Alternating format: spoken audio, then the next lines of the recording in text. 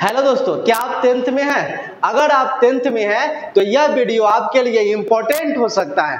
आज हम आपके लिए ऐसा वीडियो लेकर आए हैं जो आपके एग्जाम के लिए बहुत ही इम्पोर्टेंट हो सकता है। जी हाँ, यहाँ पे आप लिखा देख सकते हैं, अब की बार 90 पार। जी हाँ, साइंस में टारगेट रख लेना है, 90 पार करके दिखाना है। 90 पार कैसे नहीं होगा? उड़ान द साइंस एकेडमी बना पढ़ाएगा और 90 पार नहीं होगा। तो चलिए, आज हम आपको ऑब्जेक्टिव इस तरह से पढ़ाने वाले हैं कि एक पल में आपको याद हो जाएगा और जिंदगी भर याद रहेगा।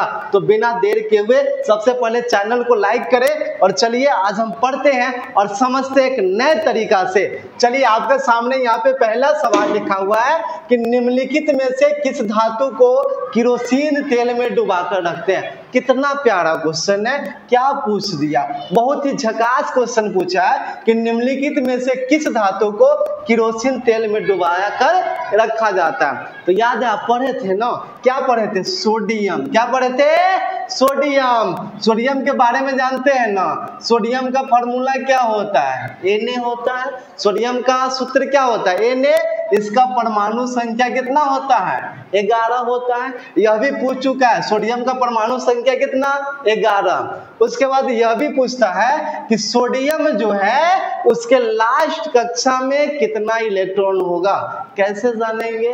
कुछ नहीं करना है, इस 11 को बांट दो। पहला कक्षा में 2 रखो, दूसरा में 8 और तीसरा में 1, जोड़ो तो 11 हुआ।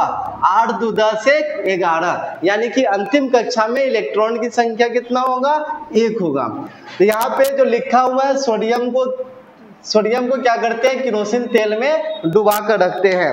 देखिए, मेरे पास यह सोडियम मेटल है, इसको यहाँ पे किरोसिन तेल में डुबा करके रखा गया है। क्यों रखा गया है, इसका भी रीजन हम आपको बताने वाले। देखिए, यहाँ पे सोडियम है, इसको किरोसिन तेल में डुबा करके रखा गया है।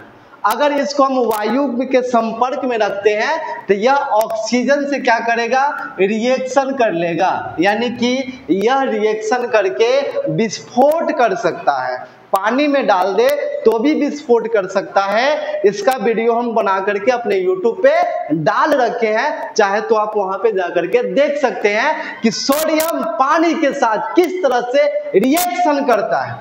वह वीडियो धमाकेदार वीडियो है और पूरा एकदम आप कभी देखे नहीं होंगे वैसा वीडियो है, ठीक है।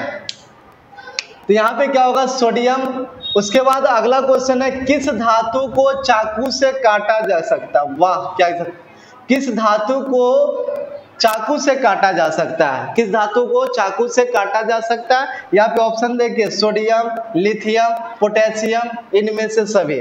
तो इस क्वेश्चन के लिए शानदार ट्रिक आप याद रखिएगा, नकली। क्या याद रखिएगा? नकली। याद करना है, नकली को असली में काट सकते हैं। नकली को असली में काट सकते हैं, यानी कि सोडियम को काटा जा सकता है, पोटेशियम को काटा जा सकता है, लिथियम को काटा जा सकता है, क्योंकि यह मुलायम धातु होता है। तो ऑप्शन के हिसाब से आंसर क्या हो जाएगा? इनमें से सभी। उसके बाद अगला क्वेश्चन देखिएगा, सबसे क्रियाशील धातु कौन है? चलो ना, ट्रिक से याद कर लेते हैं, ठीक है। सबसे क्रियाशील पूछा है ना, तो क्या है? कनका, मांग, लेलऊ, जान। क्या याद रखना? कनका, मांग, लेलऊ, जान, ठीक है। तो सबसे जो क्रियाशील होगा कौन होगा? पोटेशियम होगा। के का मतलब क्या होता है? पोटेशियम, यानी कि इसका राइट आंसर हो जाएगा ए नंबर, पोटेशियम, ठीक है। उसके बाद अगला क्वेश्चन क्या पूछा है? हीरा का अपवर्तनांक कितना होता है? अपवर्तनांक का मतलब समझते हैं, रिफ्लेक्शन, ठीक है। जो जिसका जितना ज्यादा अपवर्तनांक होगा वह उतना ही क्या होगा? चमकीला होगा, ठीक है। तो सबसे ज्यादा अपवर्तनांक किसका होता है? हीरा का। कितना होता है?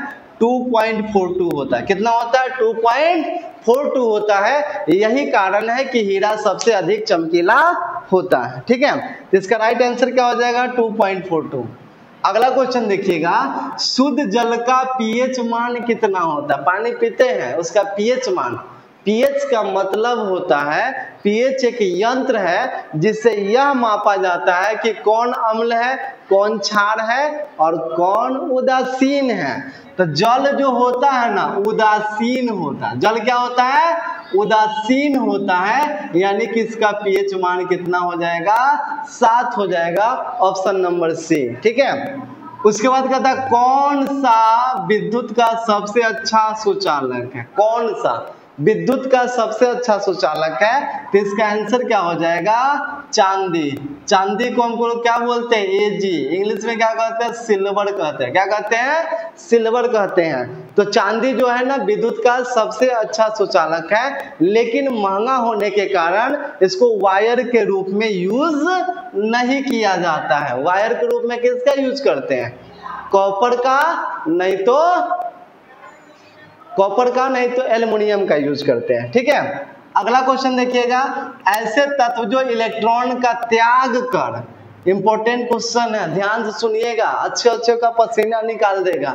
ठीक है, क्या कहता है, ऐसे तत्व जो इलेक्ट्रॉन का त्याग कर, अब जैसे मान लीजिए इस सोडियम है, ठीक है, तो सोडियम का अगर विन्यास देखे तो कितना होगा, 2 8 1 होगा, कितना होगा, 2 8 1 होगा। ठीक है, तो कोई भी तत्व क्या होता है, अष्टक पूरा करना चाहता है। ठीक है, अगर मान लीजिए यह क्लोरीन से अभिक्रिया कर रहा है, किससे कर रहा है, क्लोरीन से, तो क्लोरीन का परमाणु संख्या कितना होता है, 17, इसको अगर बांटे तो कितना हो जाएगा, 2 8 7, अंतिम कक्षा में कितना इलेक्ट्रॉन है, 7, तो यह भी 8 पूरा करना चाहेगा, और इसके अंतिम कक्षा में कितना इलेक्ट्रॉन है, 1, तो यह भी 8 पूरा करना चाहेगा। तो यह 2 कंडीशन हो सकता है, या तो इस 7 को ले ले, नहीं तो 1 को छोड़ दे। तो लेना कितना है, 7 को, छोड़ना कितना, 1, तो 1 को छोड़ना आसान है, तो इसलिए क्या करेगा, सोडियम यहां से 1 इलेक्ट्रॉन दे देगा। कितना देगा, क्लोरीन के साथ रिएक्शन कर रहा है ना, तो इसलिए क्लोरीन को दे देगा। तो क्लोरीन को दे दिया तो यहाँ पे कितना बच जाएगा, 8 बच जाएगा, और यहाँ से गैप हो गया था, अंतिम कक्षा में कितने इलेक्ट्रॉन बच गया, 8 को, यानी कि सोडियम जो है कितना इलेक्ट्रॉन दिया है, 1 इलेक्ट्रॉन दिया है, तो देने वाला क्या होता, अमीर होता है, यानी कि प्लस में होता है। ठीक है, तो यहाँ पे क्या करेगा, सोडियम 1 इलेक्ट्रॉन का त्याग किया, सोडियम क्या किया, 1 इलेक्ट्रॉन का त्याग किया, इसलिए यह क्या हो गया, धनायन हो गया। तो यह काम कौन करता है, तो जितना धातु होता है ना सभी इलेक्ट्रॉन का क्या करते हैं, त्याग करते हैं, इसलिए वह क्या होते हैं, धनायन होते हैं। ठीक है, तो इसका आंसर क्या हो जाएगा, धातु। ठीक है, अगला क्वेश्चन है कि सोडियम का परमाणु संख्या क्या है। ठीक है, तो सोडियम का परमाणु संख्या कितना है, 11 होता है, सोडियम का परमाणु संख्या कितना, 11 होता है। ठीक है, उसके बाद है बेंजीन का अणुसूत्र, यह भी आसान है, बेंजीन का सूत्र क्या होता है, C6H6 होता है। बेंजीन का कितना होता है, C6H6, याद करो बेंजीन का कितना, C6H6। उसके बाद है एल्काइन श्रेणी का सामान्य सूत्र, तो आपको 3 चीज याद रखना है। ठीक है, एक एल्केन याद रखना है, एक एल्काइन याद रखना है, एल्केन, एल्कीन और एक एल्काइन, जगह नहीं है इसलिए ऐसे लिख रहे हैं। एल्केन का सामान्य सूत्र होता है CnH2n होता है, CnH2n + 2 होता है। लास्ट वाले का क्या होगा, CnH2n - 2, और इसका क्या होगा, CnH2n। ठीक है, तो यह आपको याद रखना है। एल्केन का क्या होता है, CnH2n + 2, एल्काइन का देखिए ऊपर वाला सब सूत्र सेम है, यह भी सेम है, यह भी सेम है, यह भी सेम है। एल्केन में +2 हो जाता है, एल्काइन में -2 होता है, एल्कीन में कोई परिवर्तन नहीं होता है। फिर से सुनिए, एल्केन में +2, एल्काइन में -2, एल्कीन में कोई भी परिवर्तन नहीं होता। ठीक है, तो यहाँ पे क्या पूछ रहा है, एल्काइन श्रेणी का सामान्य सूत्र, तो एल्काइन श्रेणी का सामान्य सूत्र क्या है, CnH2n - 2, यानी कि इसका आंसर क्या हो जाएगा, यहाँ पे ना मिस्टेक हो गया है। ठीक है, CnH2n, यहाँ पे क्या होगा -2 होगा, यह वाला क्या हो जाएगा आंसर हो जाएगा। ठीक है।